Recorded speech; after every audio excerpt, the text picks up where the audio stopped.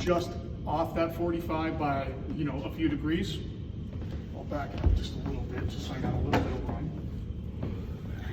I think Greg is gonna really fuck up Tim's floor. What are you doing there, Greg? Sorry. I'm doing this sorry, I didn't intentionally. mean to fuck up your Okay. floor. Yeah. I'm doing this intentionally. You got a lot of trust in that cord.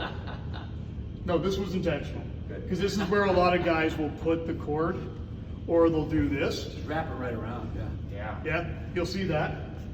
Where do you want that cord? On the ground. On the ground, just Over the handle, maybe. over the handle. I've seen a few guys put it through their belt loop. With your extension cord. that they gave. I know it's with that extension. It is what the extension's for, but we're tight space here. Yeah, and personally, once you guys get comfortable with this machine, you can be, as you're coming back with a cut, you can be working with one hand. If you have to move the cord, you can just throw it out of the way. Right? So you'll see that a lot. They'll throw it over their shoulder, and that is basically suicide. Two major reasons Why? why. You wanna tell me?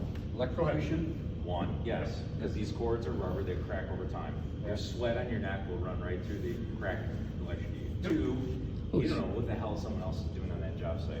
Danny Boone tells a story about how a guy had to connect outside the house on a box out on a pole. Someone came and drove in that driveway, guess what they did? They drove over the cord, then when they drove back out, the cord got wrapped on the tire. He's drumming, next thing you know, he's getting drugged through that house with the machine running, because that cord's going around that truck. Wow. So there's so many reasons why you should never run a cord around your neck. Bad day.